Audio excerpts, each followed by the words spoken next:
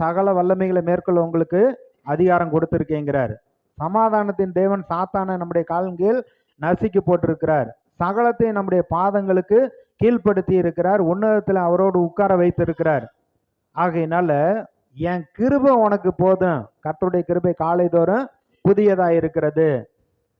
உன்னுடைய பலவீனத்துல என் பலன் உனக்கு பூரணமா விளங்கும். ஐயோ ஆண்டவரே, இந்த பிசாசு ஒரே தொந்தரவா இருக்கு, இது பிரச்சனையா இருக்கு, நான் என்ன செய்வேன் அப்படின்னு புலம்பாத. அதை மேற்கொள்ளக்கூடிய பலனை நான் உனக்கு கொடுக்கிறேன் அப்படிங்கிறார். அப்ப நான் முதல் விசை உத்தரவு சொல்ல நிற்கையில் ஒருவனும் என்னோடு இருக்கவில்லை, எல்லாரும் என்னை கைவிட்டார்கள். அந்த குற்றம் அவர்கள் மேல் சுமராதிருப்பதாக. கர்த்தரோ எனக்கு துணையாக நின்று என்னால் பிரசங்கம் நிறைவேறுகிறதற்காகவும் புறஜாதியார் எல்லாரும் கேட்கிறதற்காகவும் என்னை பலப்படுத்தினார். சிங்கத்தின் வாயிலிருந்து நான் ரட்சிக்கப்பட்டேன். கர்த்தர் எல்லா தீமை நின்று என்னை ரட்சித்து தம்முடைய பரம ராஜ்யத்தை அடையும்படி காப்பாற்றுவார். அவருக்கு சதா காலங்களிலும் மகிமை உண்டாவதாக. ஆமேன். எருசலேம் துவக்கி சுற்றிலும் இல்லிரிக்கன் தேசம் வரைக்கும் கிறிஸ்துவின் சுவிசேஷத்தை பூரணமாய் பிரசங்கித்திருக்கிறேன். 29 நான் உங்களிடத்தில் வரும்பொழுது கிறிஸ்துவின் சுவிசேஷத்தின் சம்பூரணமான ஆசீர்வாதத்தோடு வருவேன் என்று அறிந்திருக்கிறேன் அப்படிங்கிறாரு.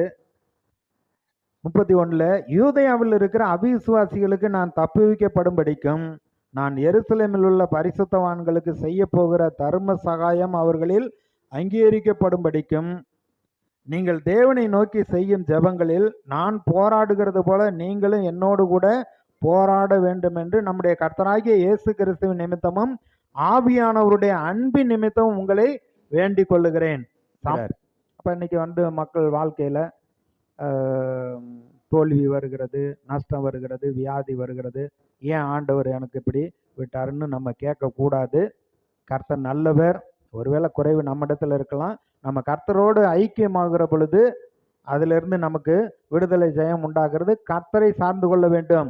எல்லா தீங்கு நின்றும் ரட்சித்து அவருடைய பரம ராஜ்யத்தை காணும்படிக்கு நம்மை வழி நடத்துகிறவராயிருக்கிறார். அந்த 2 தீமோத்தேயுல 4வது அதிகாரத்துல சொல்றப்போ விசுவாசத்துல நல்ல போராட்டத்தை நான் போராடினேன், நித்திய ஜீவனை பற்றி கொண்டேன், எனக்காக நீதியின் ஜீவ கிரீடம் வைக்கப்பட்டிருக்கிறது, எனக்கு மாத்திரமல்ல அவருடைய பிரசன்னமாகுதலை விரும்புகிற யாவருக்கும் வைக்கப்பட்டிருக்கிறது. அப்ப பவுலுடைய வாழ்க்கையில அப்படி சொல்றாரு, ஆண்டவருடைய கிருபை எனக்கு பரிபூரணமா விளங்கும்னு சொல்றாருன்னு சொல்லிட்டு அவரே பிரசங்கம் நிறைவேறும்படியாக பலப்படுத்தினார்.